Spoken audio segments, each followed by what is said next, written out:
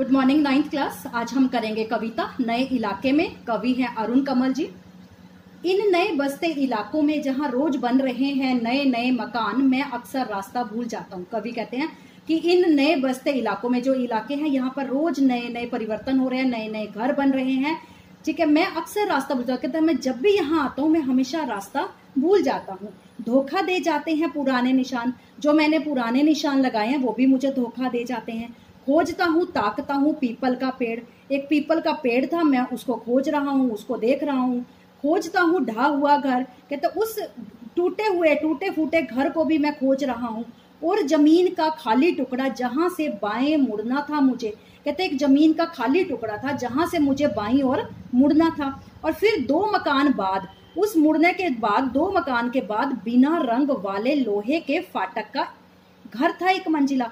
उन 2 मकानों के बाद एक बिना रंग वाले लोहे का जो फाटक होता है उसके बाद 1 मंजिला मकान था जहां कवि को जाना था। और मैं हर बार एक घर पीछे चल देता हूँ या 2 घर आगे ठकमकाता हूँ। कवि कहते हैं या तो मैं हर बार एक घर पीछे चल देता हूँ या 2 घर आगे डगमगा जाता हूँ, मतलब आगे चला जाता हूँ, मुझे पता नहीं चलता।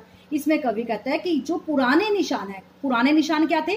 पीपल का पेड़, ढहा हुआ टूटा हुआ घर, जमीन का खाली टुकड़ा, 2 मकान बाद बिना रंग वाले लोहे का फाटक और 1 मंजिला मकान, जो कवि ने निशान लगाए थे ना बेटा, ये सारे निशान बदल गए हैं। अब यहाँ पे कुछ ना कुछ नया बन गया है।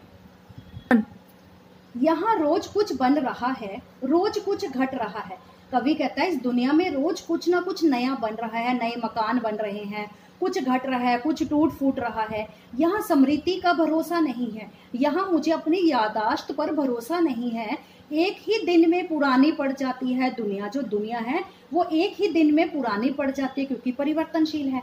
जैसे वसंत का गया पतझड़ को लौटा हूँ। वसंत होता है जिस महीने में नए नए पत्ते आते हैं। पतझड़ का महीना होता है जब पेड़ों से पत्ते झड़ जाते हैं। वो कहता है मुझे ऐसा लगता है जैसे मैं वसंत के महीने में आया था और अब मैं पतझड़ को लौटा हूँ।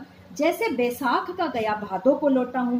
बैसाख होता है जब गर्मी का महीना होता है, अप्रैल का महीना होता है। तो कहता है, कवि कहता है मुझे ऐसा लगता है मैं बैसाख में आया था, अब मैं बैसाख के बाद अब मैं भादों को लौटा हूँ। भादों होता है अगस्त सितंबर का महीना, उमस से भरा हुआ जो महीना होता है, उसमें कहता मैं लौटा हूँ। अब यही है उपाय कि हर दरवाजा खटखटाऊं। कवि कहता है कि अब मेरे पास एक ही उपाय है कि मैं हर दरवाजे को खटखटाऊं और पूछूं क्या यही है वो घर, क्या यही घर है जिसमें मुझे आना है। समय बहुत कम है तुम्हारे पास। कवि कहते हैं कि तुम्हारे पास समय बहुत कम है। आ चला पानी, ढहा आ रहा आकाश है। कहते हैं वर्षा आने वाली है, बादलों से भरा हुआ जो आकाश है वो नीचे गिरने वाला है। शायद पुकार ले कोई पहचाना ऊपर से देखकर। तो इसमें कवि कहता है कि कोई, शायद मुझे कोई मेरा परिचित मिल जाए जो मुझे देखकर पहचान ले और मुझे आवाज देकर पुकार ले।